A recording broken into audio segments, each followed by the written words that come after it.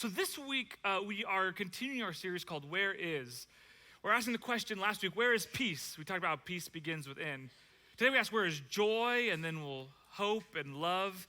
And in this season of Christmas, looking at these Christmas themes, we said, hey, what's more Christmas than a Christmas gift? So as we're asking where it is, our worship team has created a mystery box that, this one's heavy. Every week, every service actually, different in both services, I'm given a mystery box that I have been challenged to connect to the sermon. So today we're asking, where is joy? I hope it's in this box.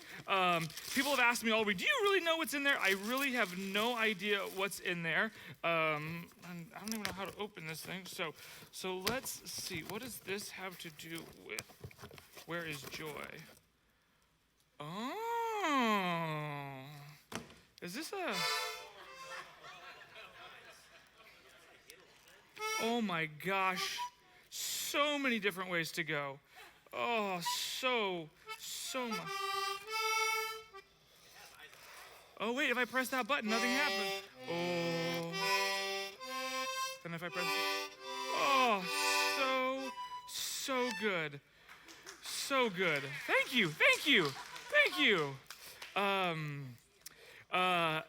This reminds me, I'm assuming this is a good instrument when played by someone good, but I am not that good person. But I'm telling you, I'm enjoying just doing this. And I'll tell you, sometimes in my celebration, in my joy, my excitement may not make any sense to anyone. It actually may not even sound good. And sometimes when you're here, you're like, oh my gosh, that person next to me singing is so full of joy, but not full of the correct key or pitch of the song. What I want to tell you here is the Lord says, make a joyful noise to the Lord. He doesn't say sing on key. He doesn't do that. If singing well was part of God's expectation for worship, I'd sit there silently every single week. So just let me tell you here, God says make a joyful noise. And whether it's singing or whether it's jumping up and down when the Niners make a touchdown, or maybe there's something that brings your heart joy, you may express it differently. Some of you may be, woo! And some of you may, But whatever it is, I pray that you experience joy and celebrate however God has wired you to celebrate, even if it's a little different. There we go. Woo. Thank you. Where is joy? I've been asking that question. Where is joy? I assume joy is in the happiest place on earth, right? Joy must be at Disneyland, amen? Yes. Oh, wow, not a big Disney crowd. Okay, we're filling that out. And so, as a dad, I said, hey, how do I get my kids to the happiest place on earth? I want my kids to be happy, right? And so there's a plan. You start out planning your trip for Disney by first taking them to Legoland. Why? Because it's cheaper. And if they get pooped out at 12 o'clock that day and they don't spend the rest of the time, you didn't spend $8 million at Disney. So starting at Legoland is the way to do it. But then after that, you say, well, then you go to Disney? Not so fast, my friends. That would be a rookie mistake. Next, you take them to Universal Studios. Why? Because if you go to Disney first and then Universal, you're like, meh. But if you go to Universal first, yeah, this is the coolest thing ever. They're like, just wait, it gets better. And then you get to take them to Disneyland. And there's this part of planning Disneyland that's interesting. Like, part of me is like, what days do you go on? How many days do you stay? Well, I mean, it really starts with, do you fly or do you drive? Because part of it's like, if you drive, you save money. You can do an extra day. But if you drive and they fight for 10 hours, it will be the most miserable place on earth. So I don't know. Then there's that question, okay, number of days. Do I do 2 days or do I do 3 days? I grew up in Southern California. 1 day was always enough because you could go back. But now I'm learning you can't do it all in 1 day, and you either have this choice. You squeeze it all into 2 days, or you kind of let it breathe with a 3 day. I'm like, I don't know which one I do. So we figure, okay, we're going to do 3 days. That way, if you need a nap, it's okay, and you're not stressed out trying to, I'm not going to see it all.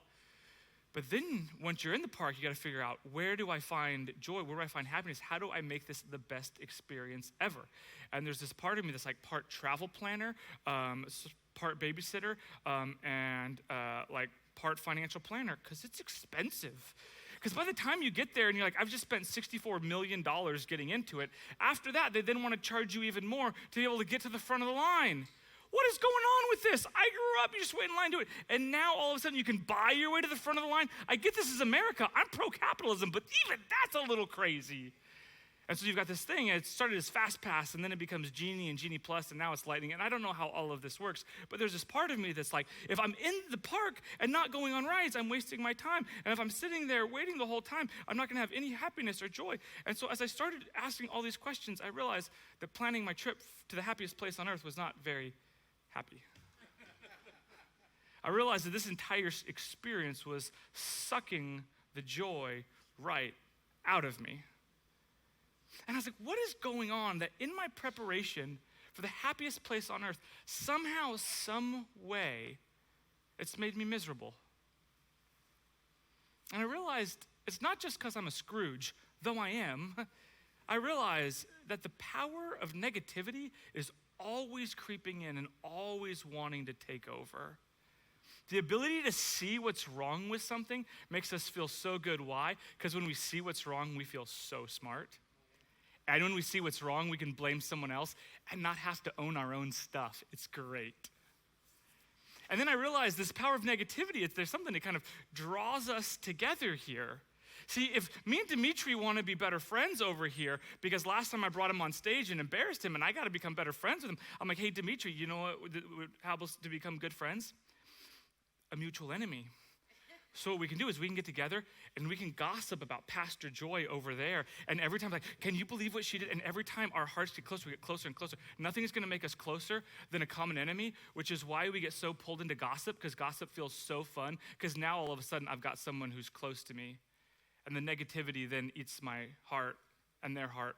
And now we've got a common enemy. But here's what happens. After I gossip about someone with someone, I walk away and I'm like, what are they saying about me when I'm not in the room? But the allure of negativity, of cynicism allows you to hide because you can blame someone else and when you don't have to have the answers. In different ways, negativity comes in and sucks the joy out of everything. So I asked my resident Disney expert, how do I find joy in the happiest place on earth? So I asked our youth pastor, Matt. When Matt left his church in Southern California, the two biggest challenges for him was one, leaving his church family. The second was leaving his Disneyland season pass. They would literally go and do homework at Disney. They just love this place. And I'm like, what do I do with this line dilemma? And then he introduced me to this, the good book of Disney, that is, just to clarify. He says, did you know that throughout Disney, there's over 1,000 Mickeys hiding in their magical world all around you? So even when you're waiting in line, even when you're on a ride, even when you're on Pirates of the Caribbean, there's one of the little pirates there with a little Mickey hat on, and you can try to find Mickey hiding in plain sight. Hiding in plain sight. Which made me wonder, what if it's not just at Disneyland? But what if every single day of our lives, joy is hiding in plain sight? But we haven't been trained to see it, or it's clouded by the negativity. What if even greater than that?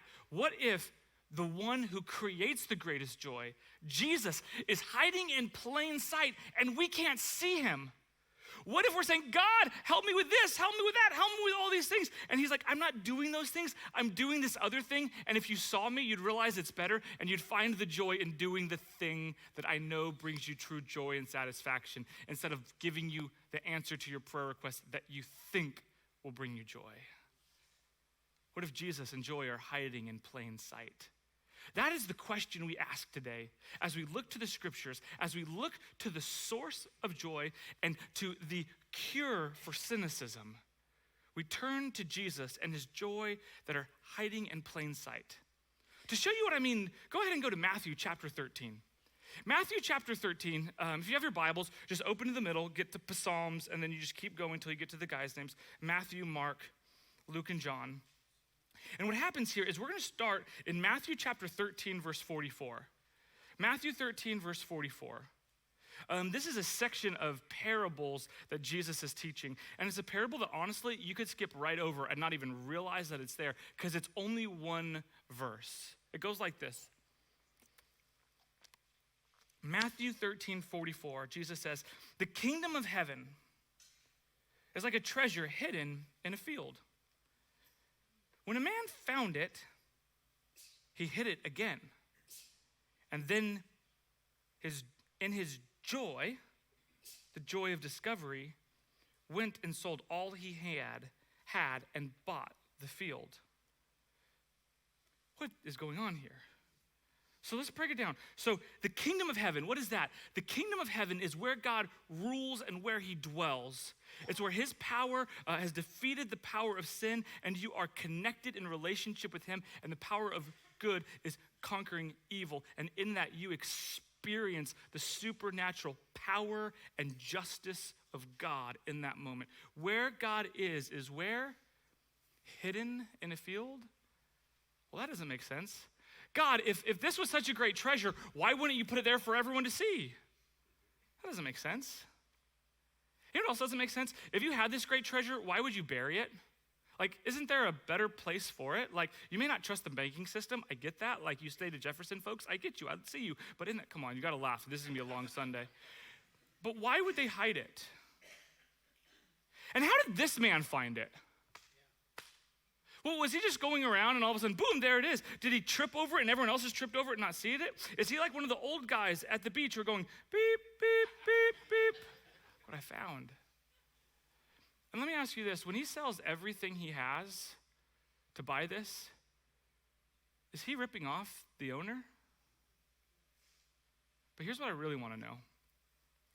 I want to know, how do you feel about every single other person who didn't find it?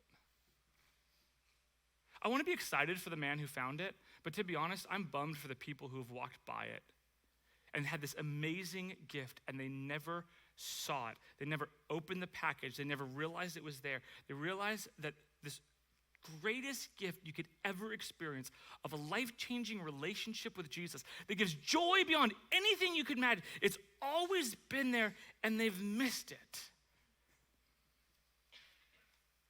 I feel bad for them. But I wonder if that's you and me sometimes. There's this holiday party, and I can't experience the joy of it because every time I get together with these coworkers or these family members, they suck the joy out of the room. And even though it's there, we just can't find it. You've been in a relationship, there's 50 things going right, but what's going to submarine the relationship? Focusing on the 2 things that are going wrong. You can't see the good right there. Maybe there's this thing that you thought was horrible, but somehow God's trying to tell you, you're not looking at it right. If you look at it from another angle, you're going to see the treasure that I've given you. I can see I've lost half of you, so let's try this again in a more modern way that you might understand.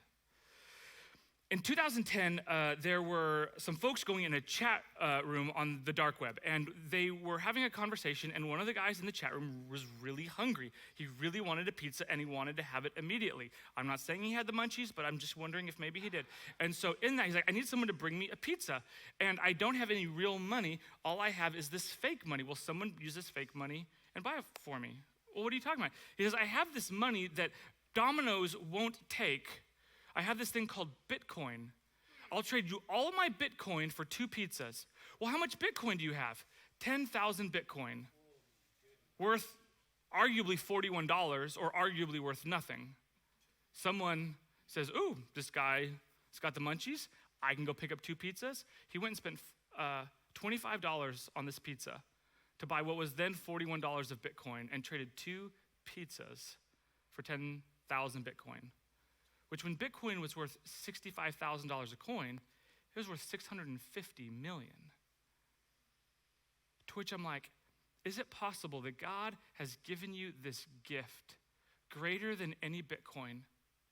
The gift of salvation, the gift of joy, the gift of an intimate relationship with your Creator that transforms every aspect of your life. And you said, you know what? I'd rather take the pizza because it feels good right now. Or more accurately, I just don't know the value of the treasure. That joy and Jesus are hiding in plain sight, but we don't know how to see it or experience it.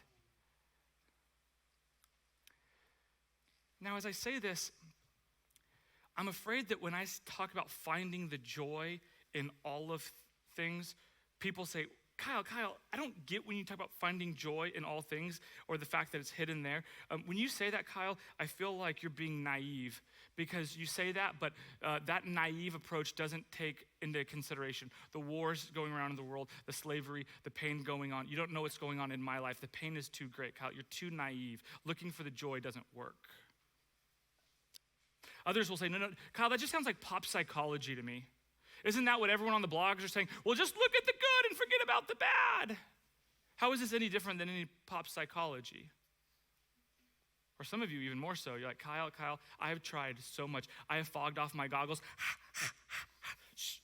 But all I see when I put it on is negativity. How is what you're talking about not naive? How does it actually transform so that I can see it? And how can I think of this different than pop psychology? It's an amazing question, and to all of the best questions you may ask in your life, with the fear of sounding like a joke, the answer to the best questions are always found in Jesus. So how does Jesus find joy in the worst possible experiences? Get your Bible and go flip over to Hebrews chapter 12. In Hebrews chapter 12, we don't know who wrote it, but he's writing to a church that's divided around race. The church is being persecuted, and so literally they are suffering every single day. And to these people who are suffering, there's a letter of encouragement and hope in it. But really the letter climaxes in Hebrews 12, verse 2. And it says this, fixing our eyes on Jesus. Sounds good so far. The pioneer and perfecter of faith. Sounds good so far. For the joy set before him, he endured the cross. Huh? For the joy set before him was scorning the shame of the cross. Huh? And for the joy set before him, he endured the cross, scorning its shame, and sat down at the right hand of God. That doesn't make any sense. How does that make any sense? Wait. For the joy set before him, he endured the cross? You mean the thing where he was beaten within an inch of his life? Hanging naked on a cross with a bunch of criminals? And they killed him. They literally killed him. How is there joy in that? The shame of it? The shame is Jesus is betrayed by one of his very best friends. And then he's charged for a crime that he didn't commit and found guilty of it? How is there joy in that? And in the Hebrew culture, the idea of being put out naked in front of somebody else is about as shameful as it can get. How is there joy in suffering and shame? And how does that lead to him sitting at the right hand of God the Father? I'm glad you asked. How in Jesus do we find joy? Or maybe better that, how does Jesus find joy in the midst of it? You see, Jesus finds joy when he's betrayed by one of his closest friends. Why? Because it allows him to show his ultimate loyalty to you and that he'll never turn on you the way other human beings will. How does he find joy in this public humiliation, public execution? He finds joy in it. Why? Because in that, it's his public pronouncement of his love for you. I'm not just gonna be in love with you quietly, but I will go before the entire world and say, I love you that much. How does he find joy hanging naked with criminals? He finds joy in that because there's nothing he loves more than being with imperfect people like you and me. That's why he came from heaven to earth, to walk amongst us. How can he find joy paying the price for a crime he didn't commit? Because in paying the price for a crime that he didn't commit, he's able to forgive you and me for the sins we do commit. And in that, he's able to be the one who pays the price for our sin. How do you find joy when you're beaten within an inch of your life? That's right. The prophet Isaiah says that by his stripes, by his beating, we were healed. And where he experiences the pain, he knows the pain is the price he pays for your healing, not only spiritually, but physically, to transform your body when it's hurting. He says, I know what hurt is. I've experienced it and I've done it. And that hurt is your healing. How does he find joy laying dead in a tomb for 3 days?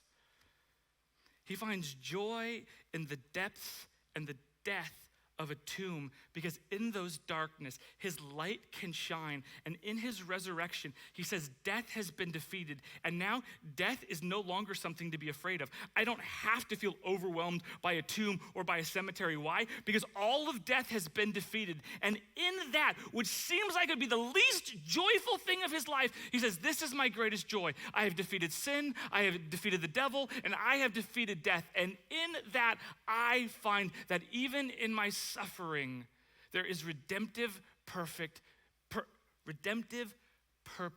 beyond what I could ever fathom.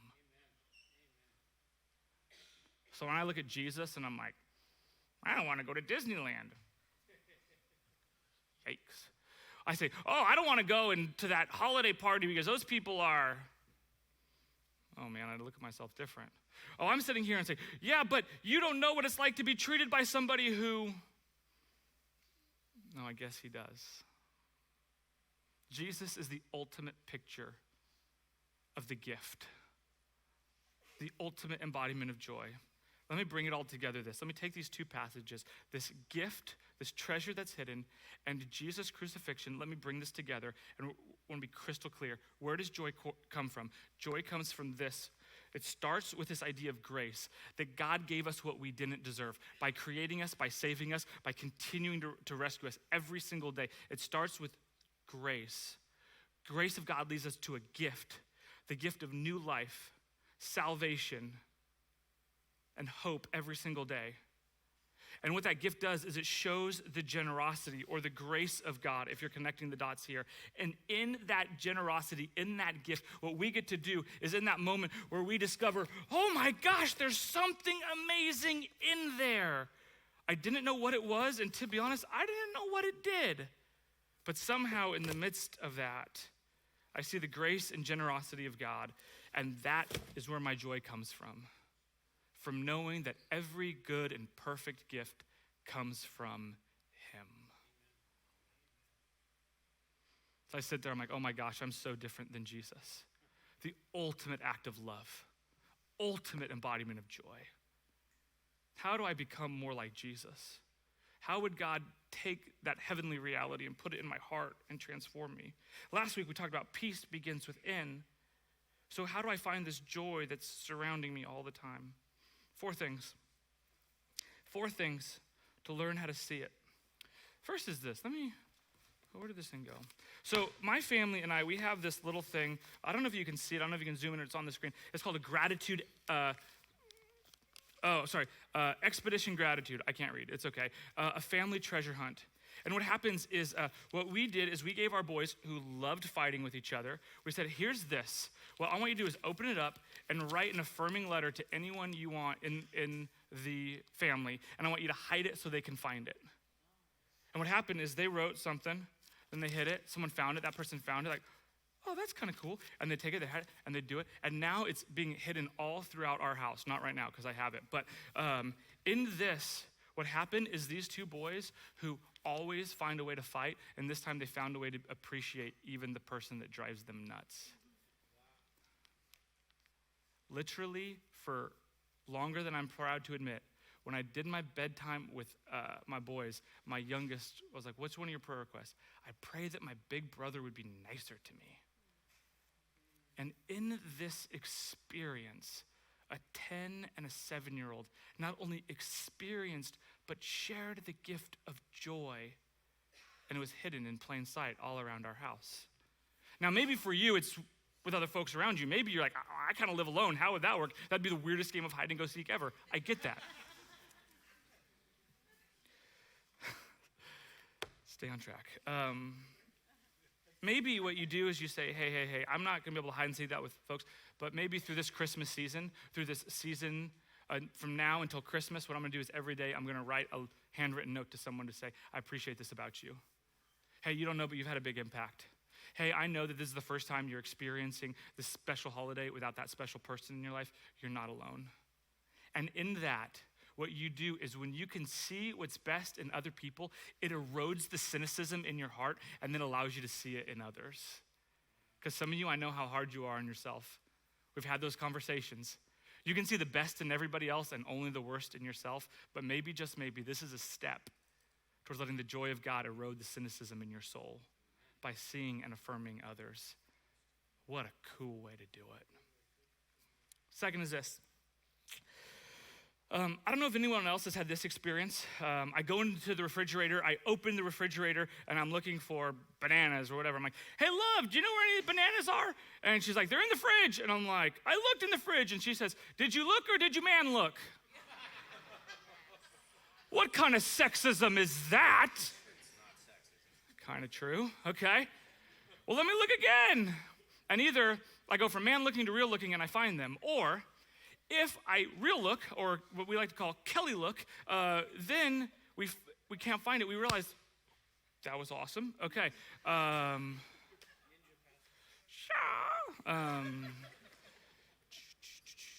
Man look, here we go.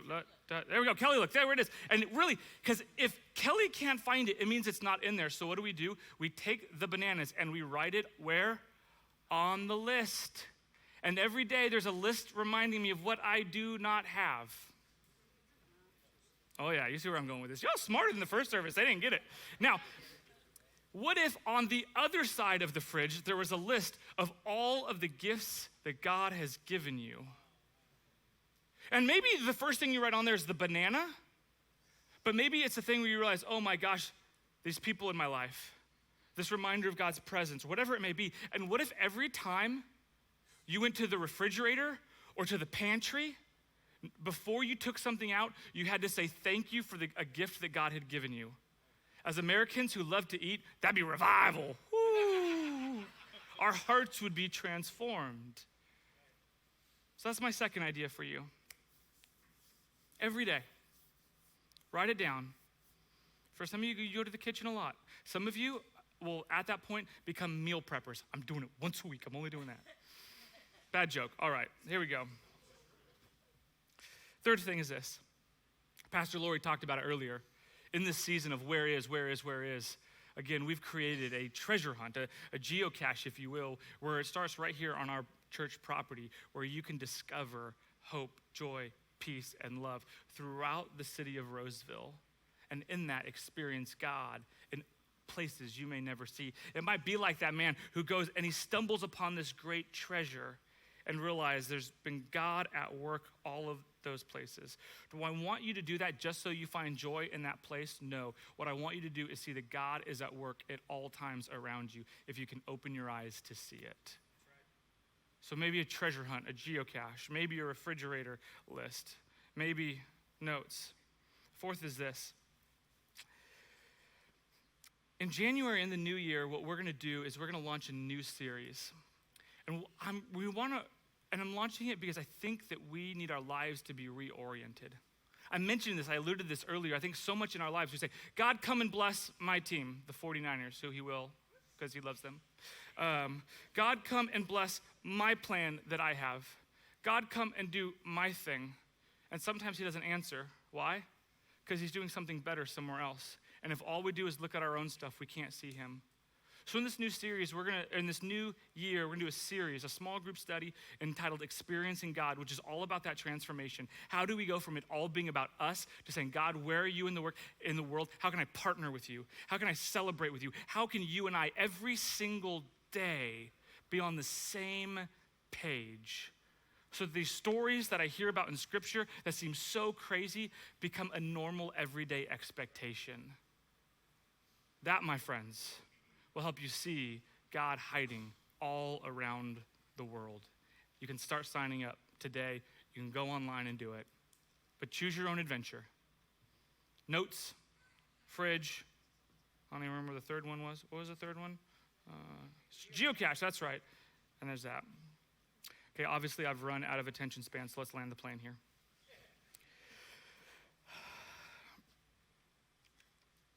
What do we do with joy hiding in plain sight?